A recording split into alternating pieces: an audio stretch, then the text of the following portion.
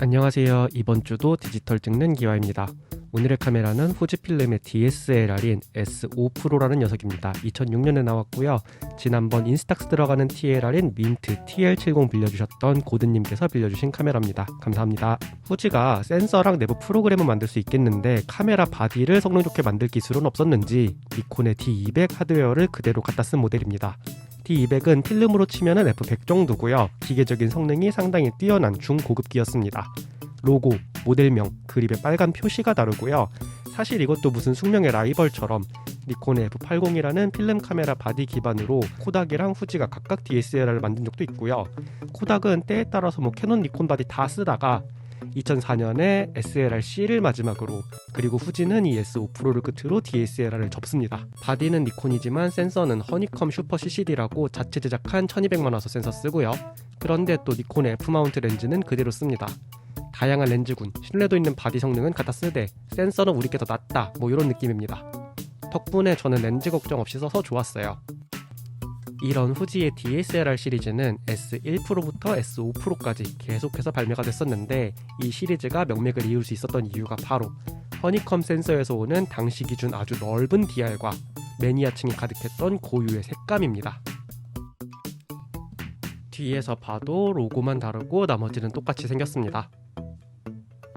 근데 둘이 쓰는 배터리의 모델명이 달라요. 그리고 서로 호환이 안 된다는 글이 있더라고요. 생긴 거는 똑같은데 내부에 칩이 다르다나 어쨌다나 배터리를 넣어도 인식이 안 된다고 하던데 제 카메라 아니라서 무서워서 안 꽂아봤습니다. D200에 관한 이야기는 다음에 또 하기로 하고요.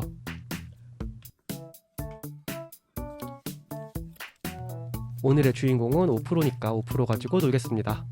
DSLR다운 전원 켬이고요. 근데 사실 니콘 AF-SLR도 똑같이 이렇게 켜져. 그래서 이게 F100인 건지 S5 프로인 건지 헷갈리면은 카메라 뒷판을 보면은 액정이 있고 찍은 거를 바로 볼 수 있다는 거를 기억하면 됩니다. 아주 다양한 버튼과 메뉴들이 있는데요. 하지만 25년에 와서 터치 액정도 아닌 거고 버튼? 전혀 흥미롭지 않습니다만 필름 시뮬레이션은 관심이 가죠.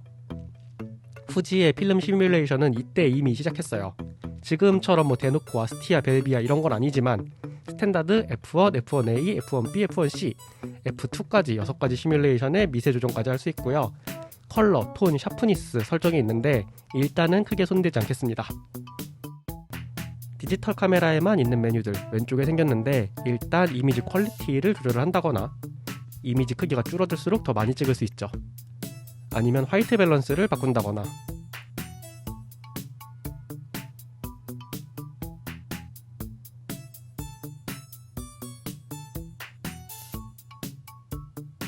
감도도 바꿀 수 있습니다. 100부터 3200까지 조절할 수가 있네요. 그리고 옛날 카메라다 보니까 저장 매체로 CF 카드를 사용합니다. 컴팩트 플래시, 어디가 컴팩트. 하지만 그 당시 기준으로는 읽기 쓰기 속도도 빠르고 용량도 크고 그 다음에 안정성도 높아서 고급 카메라에 많이 썼었어요. CF 카드 리더기 여전히 쉽게 구할 수 있고요. 근데 20년 된 DSLR의 기기적 성능이 뭐가 중요하겠습니까? 중요한 거는 필름 시뮬레이션이죠. 같은 상황에서 색감만 바꿔가면서 찍어볼 건데, 일단 피사체는 요 담장에 핀 꽃입니다. 촬영값을 대강 한번 보고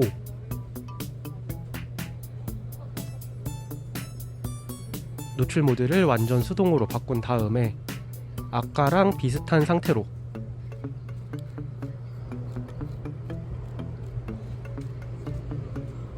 조리개 2.8에다가 셔터 스피드 500분의 1초 둘게요. 그리고 색감 모드만 바꿔가면서 비슷하게 찍어보면 뭔가 미묘하게 다르기는 한데, 이 시절에는 액정이 색 표현이 지금보다 덜 정확해가지고 좀 크게 보는 게 낫겠습니다. 스탠다드 F1, F1A, F1B, F1C, 그리고 F2입니다. 매뉴얼을 보면은 뭔가 각각의 설정마다 어떤 거를 추구하는지 적혀 있기는 한데요. 뭐는 어떤 촬영에 적합하고 뭐는 뭐에 적합하고 이렇게 계속 적혀 있기는 한데, 사실 잘 모르겠어요.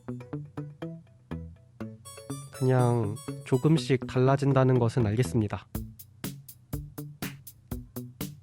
제가 스튜디오 촬영을 안 해서 그런가 봐요.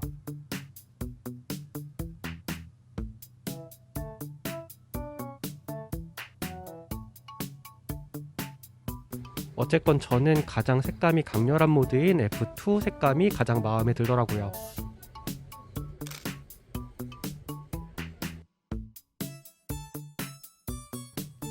색이 엄청 진하게 나오기는 하는데 또 색이 뭉치는 정도는 아니라서 좋습니다. 필카 쓰다가 디카를 잡으면은 컷소 제한이라는 봉인이 풀리기 때문에 일단은 연사를 날리고 시작합니다.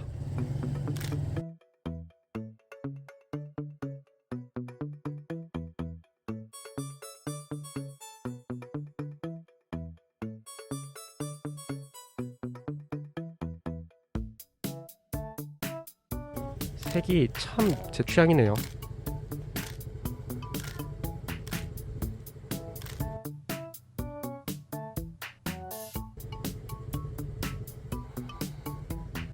그리고 좀 뜬금없는 최첨단 기능으로 라이브 뷰가 됩니다. 여기 이 버튼을 꾹 눌러주면은 라이브 뷰인데 AF가 안 되는 라이브 뷰입니다. 일단 OK를 누르면은 실행이 되기는 되는데요. 셔터 버튼을 눌러도 아무런 반응이 없습니다. 이 시절 DSLR에 초점 맞추는 방식이 라이브 뷰랑 동시에 쓸 수가 없는 방식이었기 때문에 초점 맞추는 방식을 AF에서 M으로 돌려주고 보면 갑자기 화면 구석에 카운트다운이 신경 쓰이는데요. CCD 센서를 풀가동하는 이 시절 라이브 뷰, 센서 발열 등 카메라의 부담이 너무 커서 연속 사용이 불가능했습니다. 30초 지나면 꺼져요. 잠깐 쉬게 해주고 다시 라이브 뷰를 켭니다.